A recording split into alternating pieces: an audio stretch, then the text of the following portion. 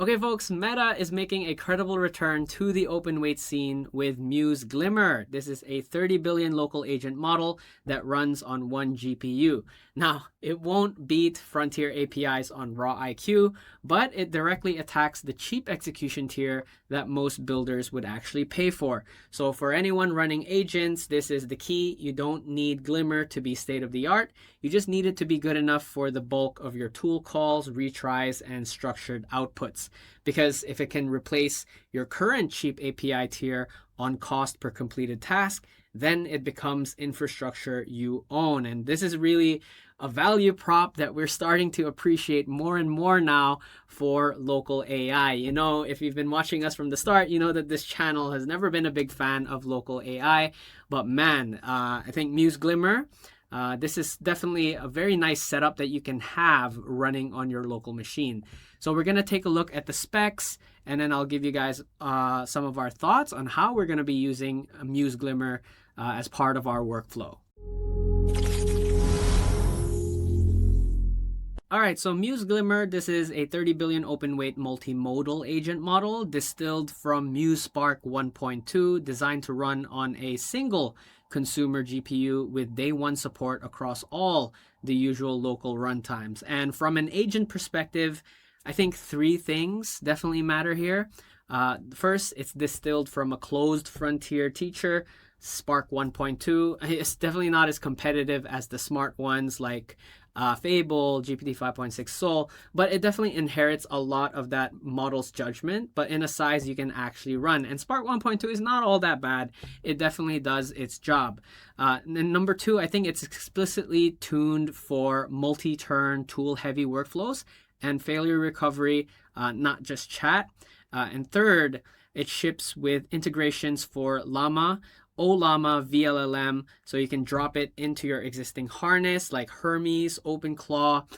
If you have custom Node or Python stacks, you can drop that without reinventing your pipeline. So first instinct, and also after watching Mark Zuckerberg's video, I realized it doesn't need workflows for coding.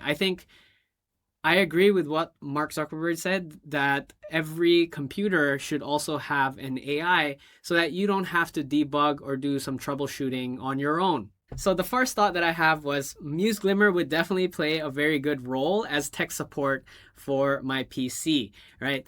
Just have Muse Glimmer there on the ready. I don't have to copy and paste my specs, screenshot my errors, and then ask questions and then work. That's like... takes a lot of time and it's quite annoying. But if you have a local AI directly on your PC, that can definitely work. But also there's a misconception here.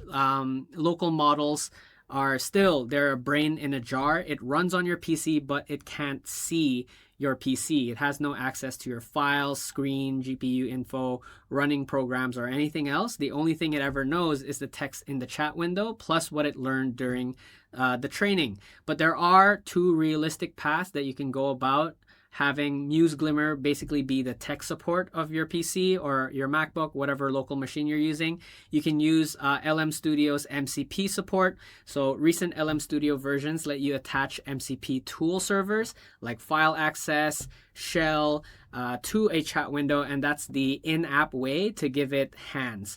And the second thing that you can do is you can point your Hermes at Muse Glimmer. So Hermes can use LM Studio's local server, namely the localhost 1234 link, as its model backend.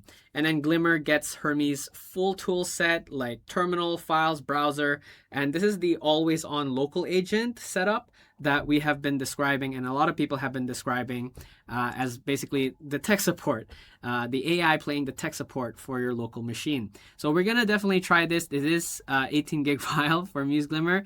I think this PC, I don't know if we have enough space for that, so we're gonna have to make room. We're definitely gonna do a part 2 for this to show you guys, I think, the power. I've never been this excited.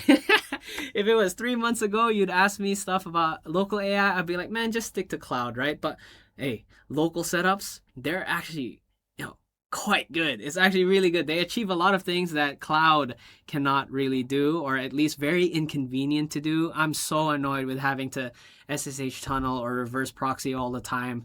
So even though this is 30 billion, it's not very smart. So don't ask it to think. I know a lot of the marketing materials out there are saying that you can use Glimmer to build all sorts of crazy apps or websites. I definitely don't think that's the case. I think where its strengths are for more of mundane, repetitive tasks. You can see in their highlights, they're designed for autonomous workflows on high-end PCs and workstations, including multi-step planning. Honestly, I wouldn't give it any planning. I'll just give it a plan and then you execute it. Strong agentic capabilities for tool use, but nothing too complicated, I would say. I like the fact that it also has multimodal input, so it can take screenshots on what's going on my PC. That's pretty nice.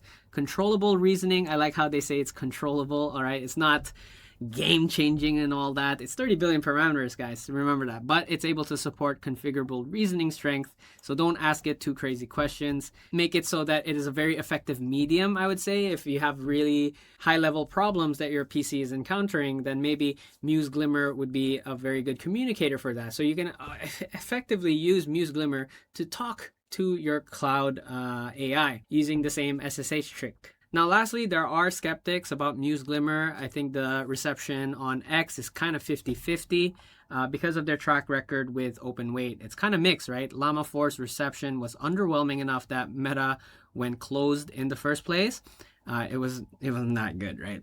But Glimmer is a distillation of Spark 1.2, and the quality is pretty good. So right now is the time for experimenting, recording these progresses, and then see how you think Muse Glimmer is performing. And number 2 is the letter as a policy document. This is an interesting one. Zuckerberg's 14 pages ask for reduced U.S. restrictions on training data for open models, continued silicon export controls, protection for distillation, and shared intermediate checkpoints with the government. Their framing is the right question. Is this a PC play or a policy play? And the answer is obviously both. Open weights are Meta's differentiation against OpenAI, Anthropic, and Google.